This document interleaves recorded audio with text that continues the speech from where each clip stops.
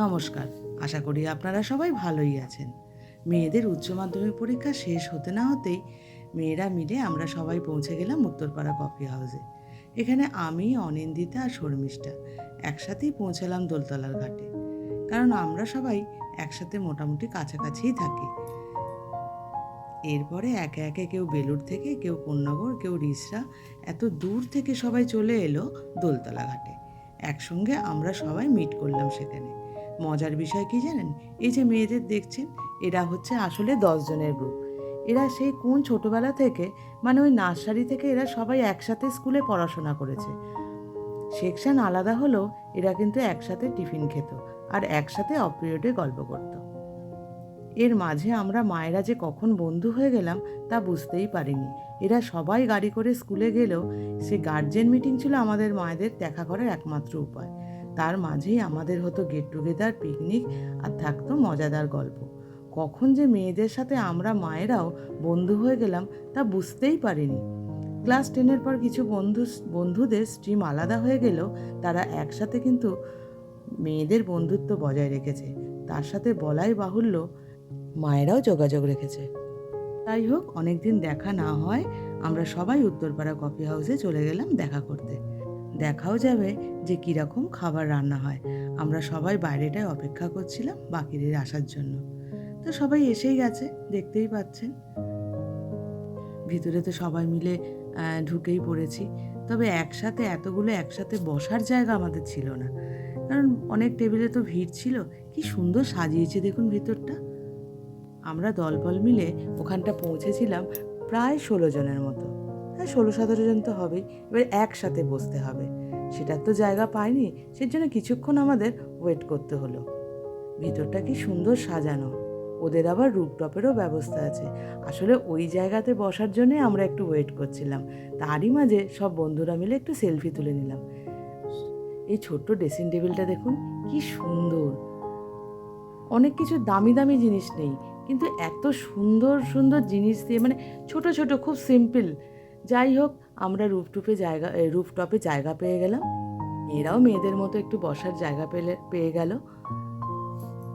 ওরা ওদের নিজেদের মতো বসে পড়লো, আর আমরা আমাদের বন্ধুদের সঙ্গে নিজেদের মতো বসে পড়লাম। রুফটপে পৌঁছেই এবার তো আমাদের গল্পের শুরু। আর আর বাইরের প্রাকৃতিক সৌন্দর্যের এক অদ্ভুত সাক্ষী হয়ে রইলাম। ডান দিক বাঁ দিক যেদিকেই তাকাই সুদীর্ঘ গঙ্গা নদী প্রথমেই চোখে পড়ে। তবে ছবিতে ধরা পড়েছে কিনা আমি জানি না। তবে ওই দিকে আবার বালি ব্রিজও দেখা যাচ্ছে। অপরূপ সুন্দর লাইটিংয়ে ঘেরা বালি ব্রিজ দৃষ্টি আকর্ষণ করতে খুব একটা বেশি সময় নিল না। তার সাথেই রয়েছে এই রুফটপের সৌন্দর্য, চারিদিক লাইটিং দিয়ে ঘেরা পুরনো ছবি, আর সঙ্গে কফি। দেওয়ালে ক্যানভাসে ঘেরা, সব মিলিয়ে পুরো সন্ধেটা কেটেছে অপরূপ সুন্দরভাবে। সত্যি ওই দিনটা না কি মজা করেছি, খুব ভালো লাগলো। আর কফি হাউসটা দারুণ দারুণ দারুণ সুন্দর। এদের পড়াশোনার চাপে আনন্দটা একটু ভুলেই গেছিলাম সত্যি কথা বলতে।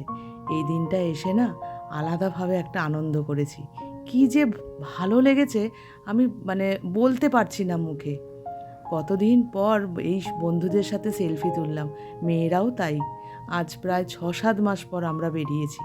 খুব ভালো লাগছে। নিজের মেয়েকে দেখে বুঝতে পারি না, তবে ওর বন্ধুদের থেকে বুঝলাম যে সময় সত্যিই এগিয়েছে। সব ছোটি কচিকাচাগুলো একসময় ক্যাচর ম্যাচর করতো, তারাই আজ এত বড় হয়ে গেছে।